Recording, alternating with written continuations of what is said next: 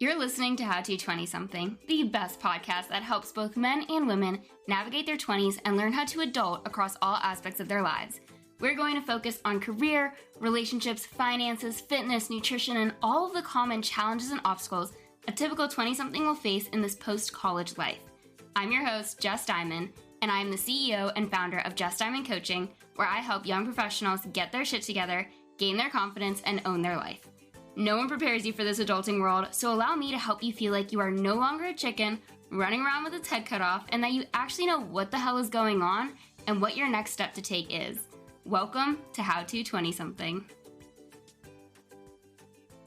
Welcome back to another episode of How to 20-something, where today's episode is me basically screaming at you to get your booty in the gym and lift some weights. Okay, so I won't actually scream at you, but if you needed a signal from the universe, consider this your sign with flashing lights and giant letters smacking you across the face, grabbing you by the shoulders and shaking you saying, get in the gym. I know, the gym can be a pretty intimidating place. You probably don't know what to do when you get there and don't want to look like a fool or injure yourself. Totally valid. We'll get into that in a bit.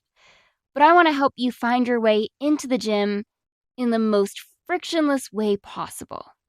This episode is going to help you with your mindset, create a plan that can be used with only dumbbells if needed, and emphasize how important it is for you to be lifting weights.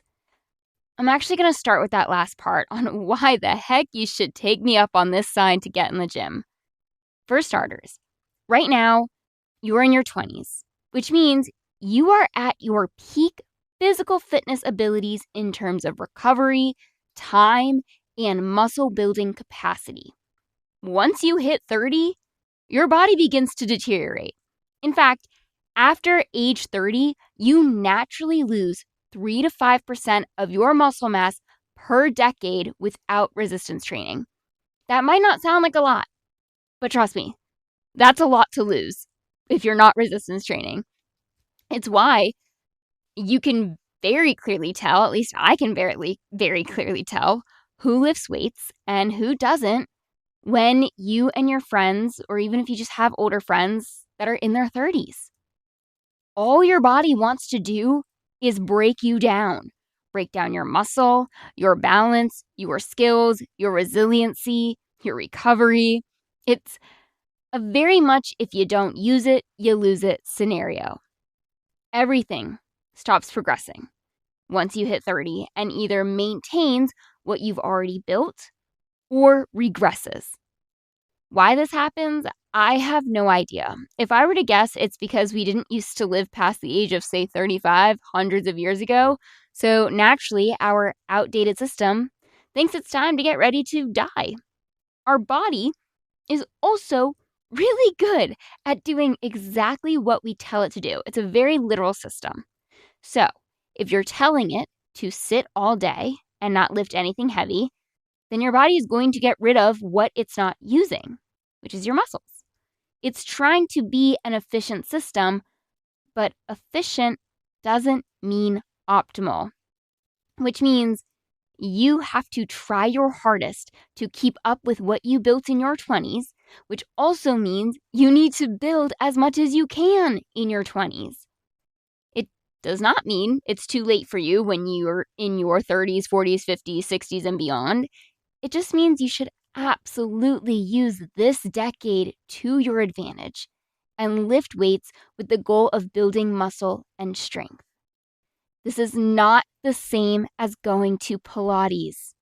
This is going in the gym and lifting heavy and progressively overloading. When you lift weights, you are setting yourself up for the easiest aging process ever. If you look at your grandparents and even your parents as they age, they move less. They have more aches and pains. Their posture is atrocious. Gravity turns them into walking candy canes who can barely get off the couch on their own. It sounds harsh, I know, but the idea behind this episode topic actually came from two rock star personal training clients of mine who are 76 and 78 years old. and have been lifting weights through their old age. I was mind blown by their strength and motility because I mentally compared them to when my grandparents were their age and were not moving around like that. And it's only gotten worse now that they're in their 90s. Lifting weights gives you freedom. Freedom to move, freedom to be independent, freedom to recover from injuries faster. It's an investment in your current and future self. Not only that, but muscle shapes your body in a very flattering way. Movements in the gym carry over to practical movements in real life, and it keeps your insulin levels in check. Breaking that down further, you can build muscles in areas you otherwise feel insecure about to give your body a better, more firm shape to it. Recently, my sister and her friend came to Charlotte to visit me and stay with me, and we were talking about our bodies because I brought them to my gym. And they looked at me, they're like, Jess, you have both boobs and a butt. And I'm thinking, yeah, I built my butt. I intentionally did that. I wanted more shape there, so I went to the gym, I lifted heavy, and with time, I grew one. Because you can do that. It's possible. You can build muscle wherever you want to build muscle, providing there's muscle there to be built. Now, in terms of practical carryover to real life, think about it. You squat every time you get on and off the toilet or up and down from your chair. You overhead press when you put bowls on a top shelf or your carry-on luggage in the overhead bin unassisted. And because you are signaling to your body to build and preserve muscle on a regular basis by going to the gym consistently every week, you're keeping your bones strong. So when you fall, as you get older, it doesn't become catastrophic. There's a saying that old people die from a broken hip. They don't actually die from falling and breaking their hip, but it's the recovery that eats at them and leads to their demise. It's morbid, I know, but it's true. And if you didn't know, muscle is a very metabolically active tissue. In layman's terms, that means it takes a lot of energy on your body to maintain your muscle mass. Energy is calories. So you burn more calories at rest when you have higher muscle mass. Now, those are just the physical reasons as to why it is so important for you to be implementing weightlifting into your exercise regimen on a weekly basis. On a mental note, though, resistance training has been shown to reduce anxiety and depression since you're proving to yourself that you can do hard things and stay disciplined. Not to mention the endorphins that get released when you do work out. I actually use the discipline as an example with one of my clients online who struggles with discipline in school, but is very disciplined when it comes to the gym. And I told him to use his relationship to the gym as proof that he can show up, he can push himself, and he can be disciplined. Not only that, but the gym is a great stress reliever to your mind, as long as you don't overdo the stress to your body. It helps balance your hormones out. It is quite literally the best investment in your health, body, and longevity that you could ever make. I want you to think of every rep you do. So every time you lift up a weight and put it down, it's the equivalent of putting $1 into an investment account. It might not seem like a lot in the moment, but it compounds like crazy over time. And specifically in your 20s, I've already kind of mentioned this, but your ability to recover faster, push yourself harder, and explore your time and relationship to the gym makes this decade the best time to get started. Besides, you most likely have a desk job, so you are spending at least 8 hours a day teaching your body to be seated and hunched over your desk. Your hips get tight, your hamstrings get lengthened, your head protrudes forward, your shoulders round. Now you're 28, 29 years old and your posture is atrocious.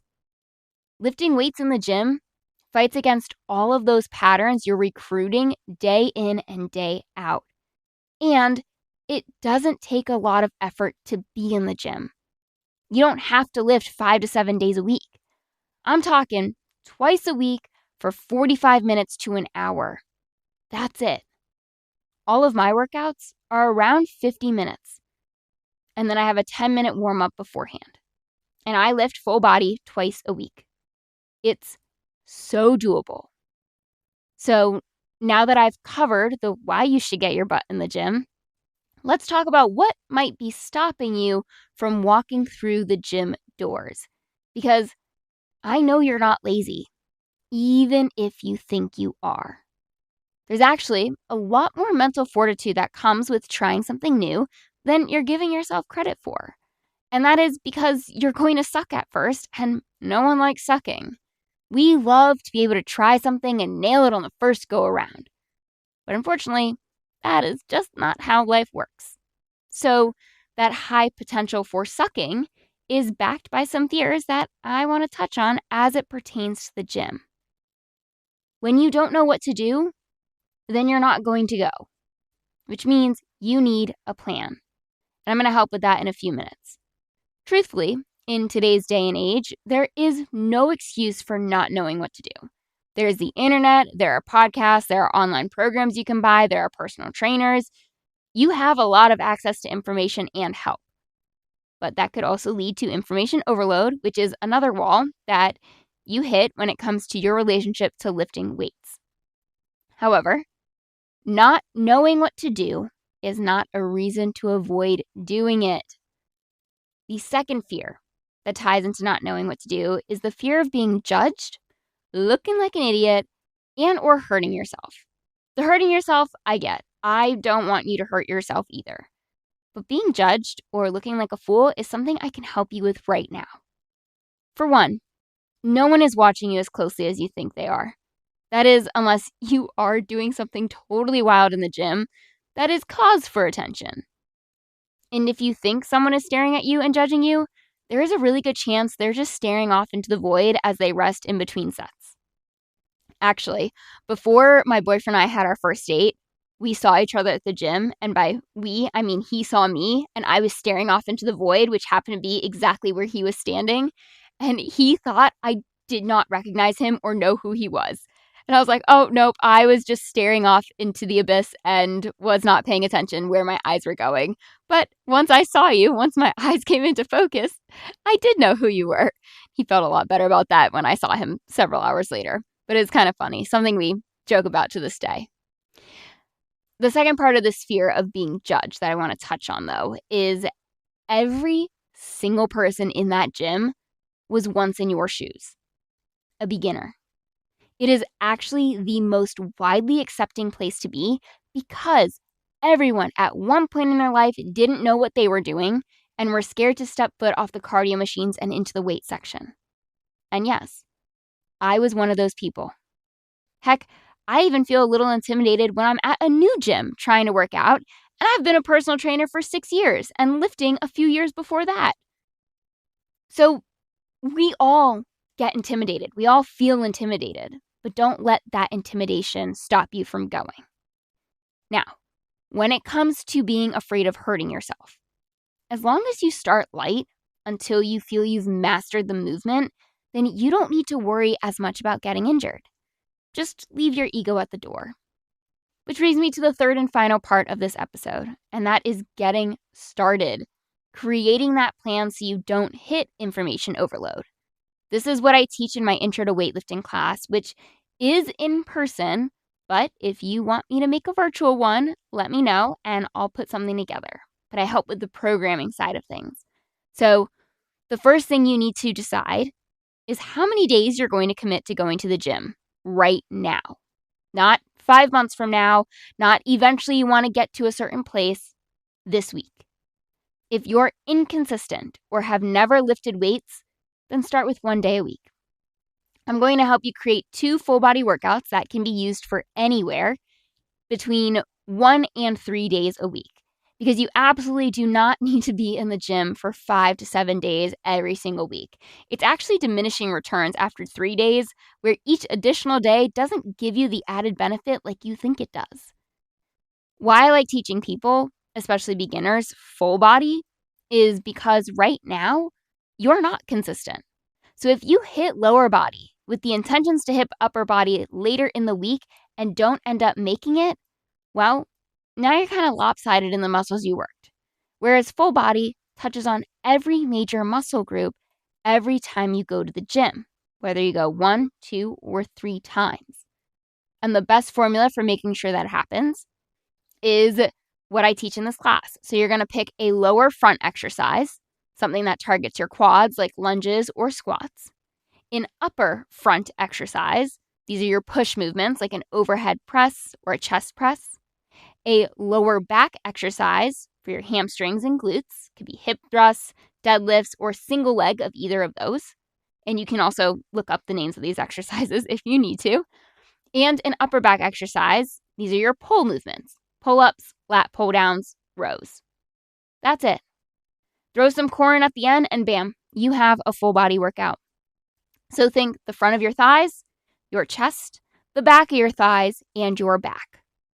Accessory exercises like hamstring curls, leg extensions, bicep curls, tricep extensions, etc., can all be done at the end based on time and motivation, but really aren't that necessary for building a well-rounded physique. For sets and reps, keep it simple. Do 3 to 4 sets of 8 to 12 reps where you pick a weight that makes the last 2 reps challenging, but your form isn't breaking down. And as the movements get easier and the weight feels easier, then you go up. That's how you progress. Slowly nudging the weight based on how your body feels. And that's it. That's an entire extremely effective workout and can be done with pretty much all dumbbells except the back exercises I mentioned, like the lat pull downs and pull-ups. But rows can be. So now I've covered why you should lift weights, your mindset around doing so and some fears, and gave you a plan to get started. A plan that I follow myself and take all of my clients through, just within their own needs and goals.